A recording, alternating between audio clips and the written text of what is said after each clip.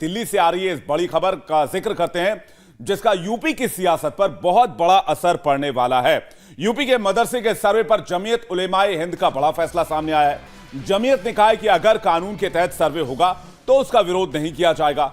सर्वे पर फैसले के लिए जमीयत ने स्टीयरिंग कमेटी बनाई है। यह कमेटी सर्वे पर आगे की राह तय करेगी।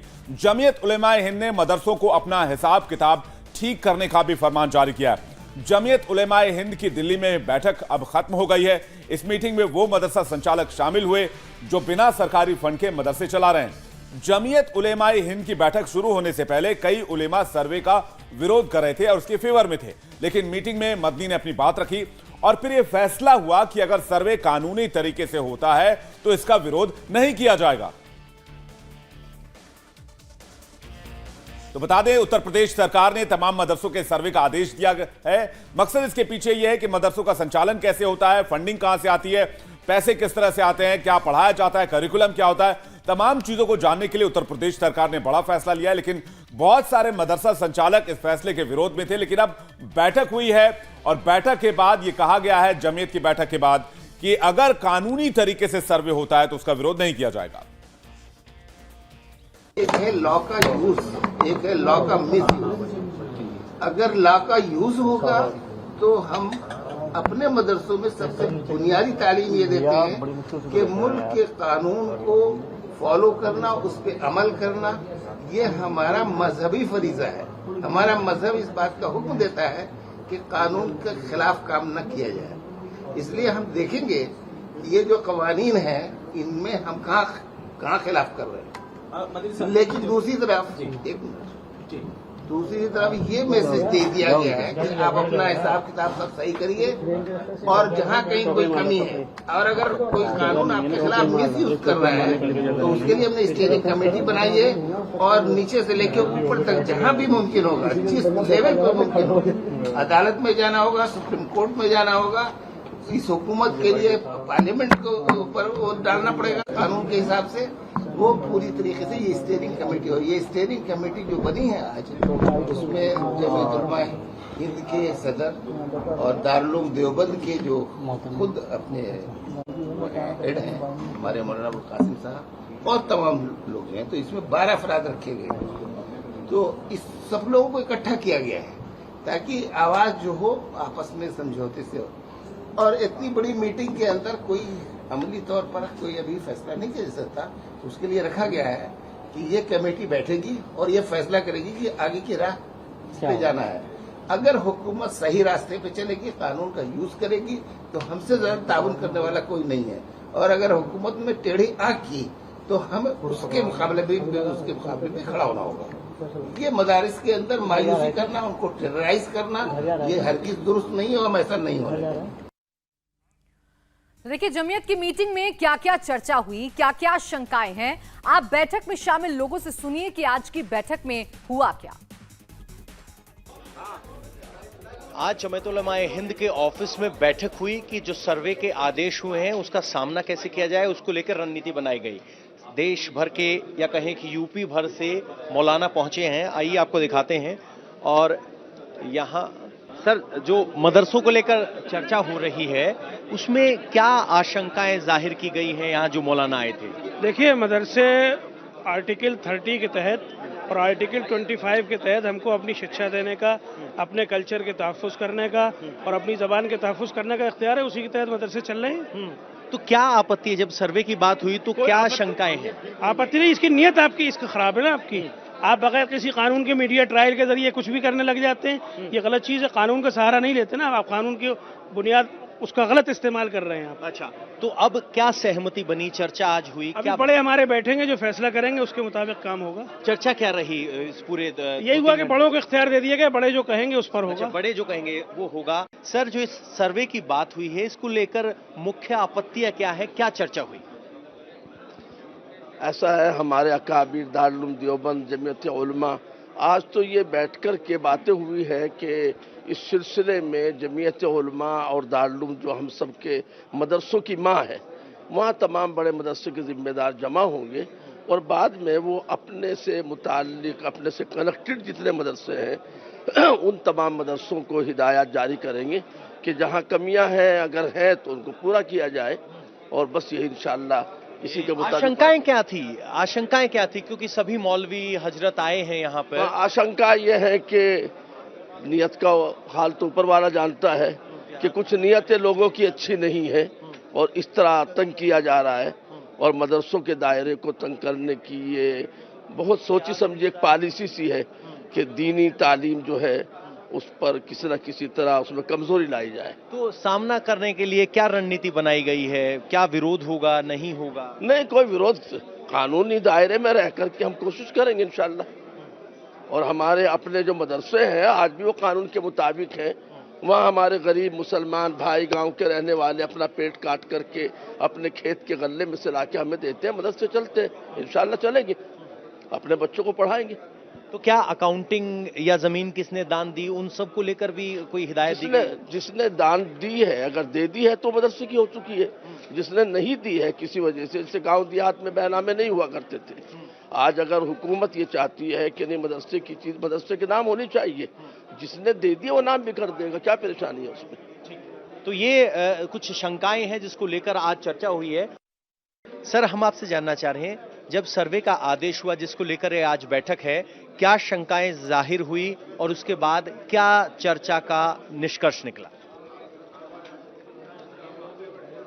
हुकूमत की तरफ से जो सर्वे का आदेश हुआ है तो उसके लिए मदारिस तैयार हैं, और जो कानूनी चीज़ें मदारिस में ज़रूरी होंगे उनको इख्तियार किया भी जा रहा है और आइंदा भी उसका ख्याल रखा जाएगा। ये सब चीज़ें पहले ही मदारिस के अंदर इसका ख्याल रखा जा रहा है। बहुत से लोग इसको छोटा एनआरसी बता रहे हैं। इस सर्वे को आप मौलाना लोग, हजरत लोग कैसे देख रहे हैं जो आज इस चर्चा में शामिल है? अब ये सर्वे का अमल शुरू हो तब उसके बारे में कहा जाएगा सही तौर पर कि क्या है, ये छोटा एनआरसी है या नहीं है। मदरसे सहयोग करेंगे जो सर्वे होगा, जानकारी मुहैया कराएंगे? बिल्कुल सहयोग करेंगे, पहले भी करते रहे, अब भी करेंगे। ये जब चर्चा हुई कि सर्वे होगा, उसके बाद सभी मौलाना आज इकट्ठे हुए हैं, क्या शंकाएं हैं जिसको लेकर आप इकट्ठा हुए हैं? यह है कि जो हुकूमत की जो नज़र है मदारिस पर, मदरसों पर है, इसी तरह जो है वो दूसरे जो संस्थाएं हैं, जो दूसरे जो है वो गुरुकुल है, फिर दूसरे जो ये हैं उन पे भी गिरफ्त होना चाहिए। सिर्फ मदरसों पे ही सर्वे करना, मदरसों को ही टारगेट बनाना, तो ये हम समझे कि सिर्फ हमारे ऊपर टारगेट बनाया जा रहा है, इसलिए हम जमा हुए।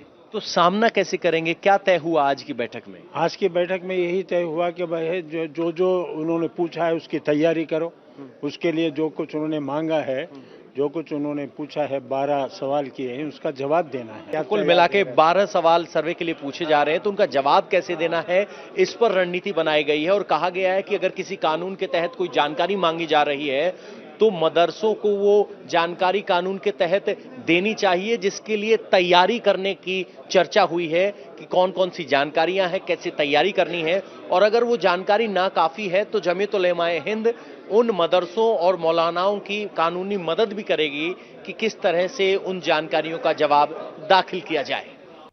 तो भी आपने सभी मौलानाओं को सुना, सर्वे को लेकर अपनी राय रख रहे थे। जमीयत उलेमाए हिंद की बैठक में मुख्य रूप से आज 5 बड़े फैसले हुए हैं। मौलाना सर्वे का विरोध नहीं करेंगे, पहली ये राय है। मदरसा चलाने वालों को ये बताया जाएगा कि कानून के तहत सर्वे को आखिर पूरा कैसे कराया जाए। सर्वे का विरोध करना गलत होगा, सर्वे का विरोध मुसलमानों को कमजोर करेगा, यह भी कहा गया है। सर्वे कानून के तहत रहे तो इसका विरोध हम नहीं करेंगे, इसका विरोध फिर ठीक नहीं है। जमीयत उलेमाए हिंद की आज की बैठक में दिल्ली और इसके आसपास के राज्यों से तमाम जो मदरसे चलाने वाले मौलाना हैं वो शामिल हुए। मदरसों का सर्वे यूपी में शुरू हो रहा है, लेकिन आज की मीटिंग में यूपी के अलावा दिल्ली और हरियाणा के भी मदरसा चलाने वाले जो मौलाना हैं वो शामिल हुए। यही नहीं प्रिया, आज की मीटिंग में एक बात और क्लियर हो गई है। मदरसों के सर्वे पर मुस्लिम नेताओं की राय भी बटी हुई है।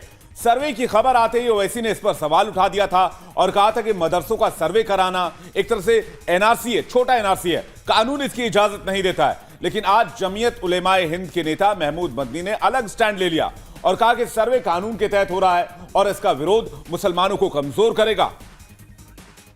और सीधा हम चल लेते हैं, हमारे संवाददाता पवन नारा इस वक्त हमारे साथ जुड़े हुए हैं, जहां पर ये बैठक हुई उसी जगह पर मौजूद हैं। पवन, ये तो साफ हो गया इस बैठक से कि ये जो मौलाना इकट्ठा हुए थे ये सर्वे का कम से कम विरोध नहीं करेंगे, हालांकि इस बात पर ध्यान रखेंगे कि कहीं कानून का मिसयूज तो नहीं हो रहा है, किसी को जानबूझकर परेशान तो नहीं किया जा रहा है। बिल्कुल प्राची, एक बात को लेकर आम सहमति ये थी कि मुसलमानों को निशाना बनाने के लिए सर्वे करवाया जा रहा है। इस बारे में 200 से ज्यादा मौलानाओं के मन में शायद कोई शंका नहीं है।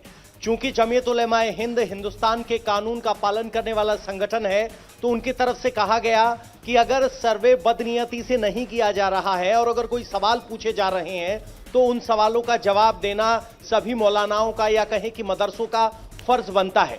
लेकिन इन सब के बीच एक बात और कही गई, वो ये कि मंशा क्या है। अगर मंशा बदनीयती है तो उसका विरोध भी किया जाएगा। एक 12 सदस्यीय कमेटी बनाई गई है जो इस पूरे सर्वे के प्रोसेस पर नजर रखेगी और जहां उनको लगेगा कि कानून का इस्तेमाल बदनीयती से किया जा रहा है उसका विरोध किया जाएगा, चाहे वो कोर्ट के जरिए हो या सुप्रीम कोर्ट तक जाना हो।